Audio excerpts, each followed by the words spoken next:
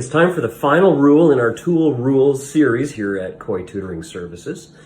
We've been, in the last while, talking about different rules that can apply not only to tools but to life in general. Rule number 1 was get the right tool for the job. Rule 2, what works in one situation might not work in another. Rule 3, old isn't always obsolete. Rule 4, calibrate or miss the mark. Rule 5, if it ain't broke, it just might be ready to break. Rule 6, patience makes all the difference. And Rule 7, there's no substitute for experience. No substitute for it. All right. Have you ever looked for a job at some point in your life and you came across the ad that said, no experience necessary? We'll train on the job. You'll get not only on-the-job training, but you'll get paid to get trained, and you can start today. All right. Now, is that the kind of job that maybe as a younger person, or maybe now, or whatever age you are, young or young at heart, that draws you because it sounds like it's probably not going to be too much of a commitment, and it doesn't sound too demanding, and maybe you just want a part-time job anyway. Maybe you're retired, or maybe you're 16. All right, or maybe you're trying to help your child or grandchild or neighbor trying to get a job, and it's hard to get a job. All right, we get told that there's so many jobs out there, but that's such a tired phrase, right? Because the bottom line is, no matter who you are, if you're looking for a job, the number one criterion that pretty much anyone throws out there when they need somebody is they need someone with what? That's right, experience. How are you supposed to get experience? This is a big frustration for people who are coming to Canada, who are newcomers to Canada, have excellent training, and yet they have to retool because they have to follow different rules in Canada. Now, you can argue that from different points of view, but the fact remains that experience is required for us ultimately to thrive in the various contexts in which we live. Now, there's no substitute for experience, but then the question is, how do you get it? And who helped you to get your experience? Okay, we're looking at 3 areas. We're going to start with the skilled trades, then education, then life in general. Skilled trades, huge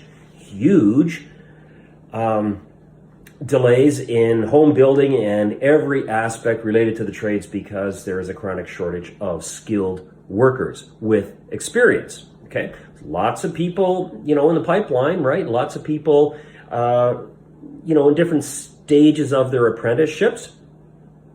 But speaking, on behalf of my son who runs an HVAC business up north, he can never find enough experienced help.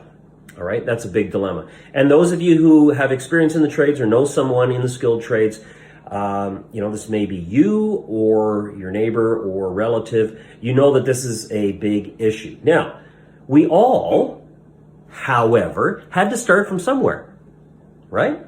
So that's just the reality, and we need to push skilled trades. As a careers teacher, I'm always pushing the skilled trades, bringing experts in from the community to talk to my students, all right? And, I hope you're aware that there's a lot of effort being put into the skilled trades in terms of coverage in the secondary level. We've got awesome co-op programs throughout Ontario and throughout Canada and elsewhere, all right? So, skilled trades. So, there's no substitute for experience. That's certainly true.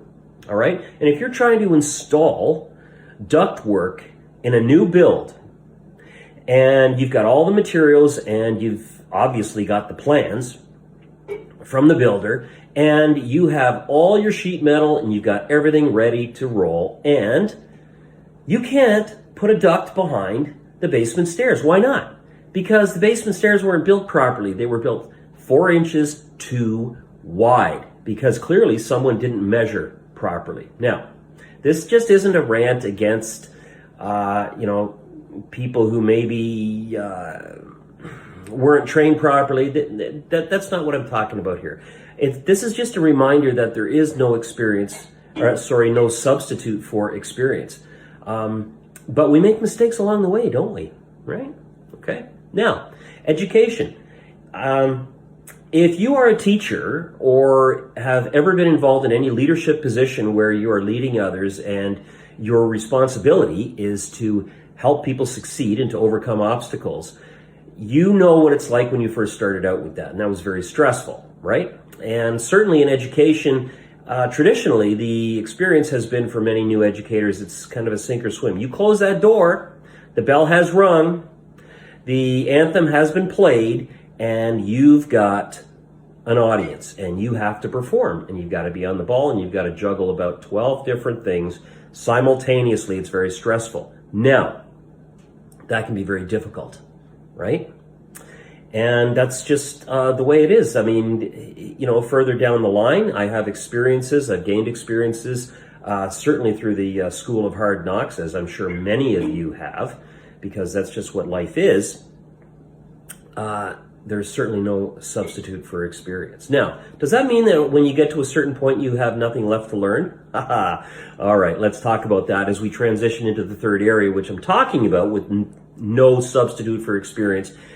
This relates to life in general, right? So, think about your life, however young you are. Think about all the experiences that you've had, all right? Think about the wise decisions that you made or didn't make. Think about the curveballs that happened in your life, all right? And life is full of ups and downs and positive and negative experiences. The question, though, all right, and this is really the point of this final rule as we talk about tools and life in general. The question is, what are you doing with the experiences that you've gained? Maybe you've made some mistakes. Maybe you've learned the hard way. Maybe you didn't follow someone's advice and you had some difficult experiences. Sometimes things happen completely beyond our control. It wasn't our fault. Here we are. Now, you've got that collection of experiences in your very unique identity, your life. Okay? What are you doing with that whole collection of experiences? Good, bad, in between. Are you helping someone? Are you mentoring somebody? Okay? It's true that there's no substitute for experience, but experience is kind of pointless if we just hold on to all the experience that we've gained in life and if we're not mentoring somebody, it's really time that we open our eyes a little wider to the needs that are around us. Are there needs in our society? Are there needs in your family? Are there needs in your friendships and your neighborhoods, okay, in your communities? Of course there are, okay?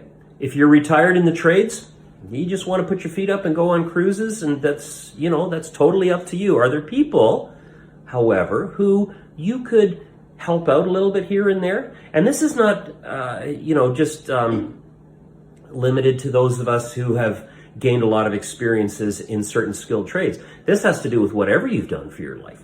Okay. All right. Are you a retired airline pilot? Okay. Can you talk to young people about what it takes to train?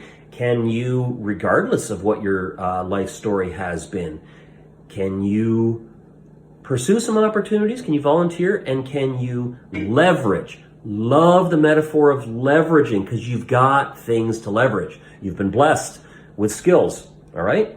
And maybe you need to redefine, the challenges and opportunities that you've had. How can you help other people? How can you leverage the wonderful, unique experiences that you've gained in life? And again, it could be a whole bunch of negative experiences too. How can you leverage those to mentor others? Folks, this is happening all day long. It's your opportunity. So as we wrap up Tool Rules, just an encouragement to look for ways to leverage your experiences in order to mentor someone else. Someone young at heart. Who can you help? You've got all these wonderful experiences. You can bless someone with those. Have a great day. See you soon.